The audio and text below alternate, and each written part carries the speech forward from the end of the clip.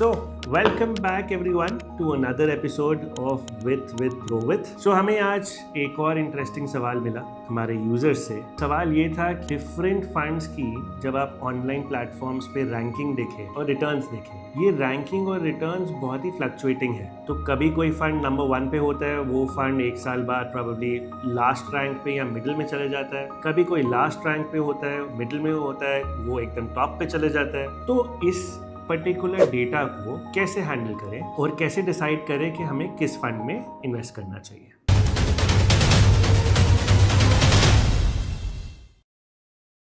ये वीडियो शुरू करने से पहले एक डिस्क्लेमर देना जरूरी है कि ये कहीं पे भी इन्वेस्टमेंट एडवाइस नहीं है। आप अपनी रिसर्च प्लीज खुद करिए। हम सिर्फ आपको एक वे बता रहे हैं कि क्या आपको चीजें यूज करनी चाहिए अपने एनालिसिस में, बट ऑफ कोर्स आप दूसरे पैरामीटर्स सारी चीजें चेक करके ही इन्वेस्ट करिए और अपना एनालिसिस ही फॉलो करिए। सो आइए देखते हैं। We have selected small cap funds. तो स्मॉल कैप फंड्स सबसे ज्यादा वोलेटाइल होते हैं, सबसे ज्यादा अल्फा जनरेटिंग भी होते हैं, रिस्क भी सबसे ज्यादा होता है। तो देखते हैं स्मॉल कैप फंड्स की कैटेगरी पिछले 8 या 10 सालों में कैसे फ्लक्चुएट हुई है इन टर्म्स ऑफ रैंक। तो आइए अपनी स्क्रीन पे देखें। सो पहला फंड है बंधन स्मॉल कैप फंड। अब बंधन स्मॉल कैप फंड 2020-21 में bottom most fund, but look at the recovery that has happened from 2022 till date, top quartile में चले गया। सिमिलरली अगर आप दूसरे फंड्स देखें, एडलवाइज, इन्वेस्को, ये दोनों भी आपके स्क्रीन पे है। इसमें भी आप देखेंगे जो फ्लक्चुएशन है, the greens are the good quartiles, the top 2 quartiles, the reds are the bottom most quartiles, the bottom 2 quartiles. तो सिग्निफिकेंटली ये दोनों फंड्स टॉप क्वार्टाइल में रहे हैं,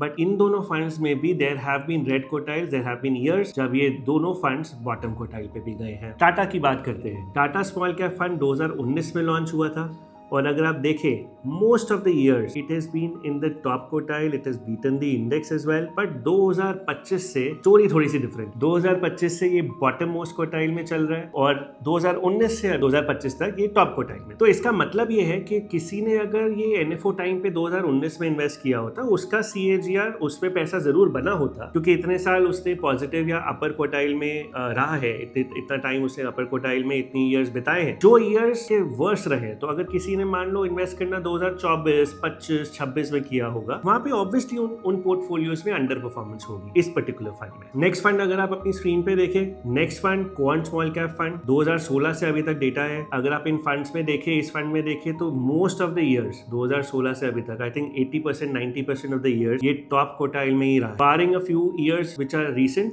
2025, 24, 2025, 26 जब ये बॉटम मोस्ट क्वार्टाइल में आ गया। तो इसका मतलब क्या है, अगर किसी ने इस फंड में 2016 से इन्वेस्ट किया होगा, उस पोर्टफोलियो में चाहे वो लमसम इन्वेस्टमेंट हो या एसआईपी हो, उस पोर्टफोलियो में इस फंड ने अच्छा सीएजीआर दिया होगा। बट अगर कोई ये 2024 में, 25 में या 26 में किसी ने इन्वेस्ट किया होगा, तो ऑब्वियसली उस पोर्टफोलियो में उतना रिटर्न नहीं बना होगा, शायद नेगेटिव। सिमिलरली और भी फंड्स है, मैं आपकी स्क्रीन पे इनकी इमेज लगा रहा हूँ। If you look at it, all of the funds that we have analysed today, all of the funds there have been years जहाँ पे ये अच्छे क्वार्टाइल में रहे हैं, टॉप 2 क्वार्टाइल में रहे हैं। देयर हैव बीन ईयर्स जब ये बॉटम मोस्ट क्वार्टाइल में रहे। तो एक्चुअली अगर किसी भी फंड का आपको परफॉर्मेंस देखना है, अब फॉर एग्जांपल आप किसी भी फंड में बॉटम क्वार्टाइल पे इन्वेस्ट करना चाहते हैं, लेट्स से वो फंड बॉटम क्वार्टाइल पे है, तो ऑब्वियसली आपको उसके पास रिटर्न उतने अट्रैक्टिव नहीं लगेंगे। तो अगर आप यही डेटा को कंसोलिडेट करें और देखें कि कोई फंड मैक्सिमम ईयर्स अगर टॉप क्वार्टाइल में रहा है और बहुत ही कम ईयर्स है जहां पे वो लोअर क्वार्टाइल में आ गया है, that is a fair thing, because at the end of it can be year जहां पे आपकी calls as a fund manager ठीक नहीं गई, या फिर देयर कैन बी ईयर जहां पे आपने कॉन्ट्रा कॉल्स ली हुई है, तो उस ईयर में वो प्ले आउट नहीं हुई, प्रोबेबली वो आगे जाके प्ले आउट होगी। So there can be different strategies of the fund manager, and of course हमें ये समझना जरूरी है कि fund manager at the end of it एक ह्यूमन है और human errors are always there, right. जैसे कि हमने देखा सारे फंड्स में कोई भी ऐसा फंड नहीं है जिसमें सारे के सारे ग्रीन ईयर्स है। There have been 1 year, 2 years, 3 years in fund जहां पे रेड ईयर्स में वो आया है, टॉप से बॉटम क्वार्टाइल में वो आया है। तो सिंपल है,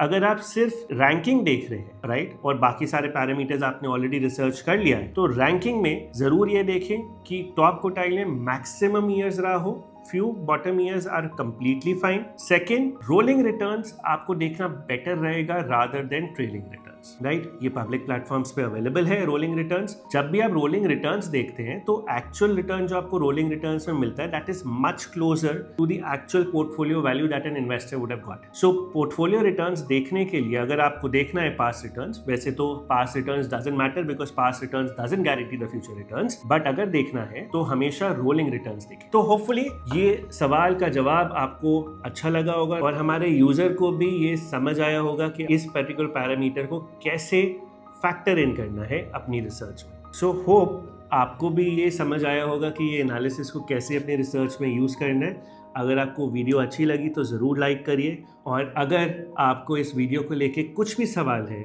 या कुछ डेटा हमसे चाहिए तो ज़रूर कमेंट करिए हमारी इस वीडियो पे। मैं और टीम हम पूरा ट्राई करेंगे आपको वो डेटा और आपके कमेंट का रिप्लाई ज़रूर टाइम पे दें। Thank you so much for joining in today. This is Abhishek signing off. Adios.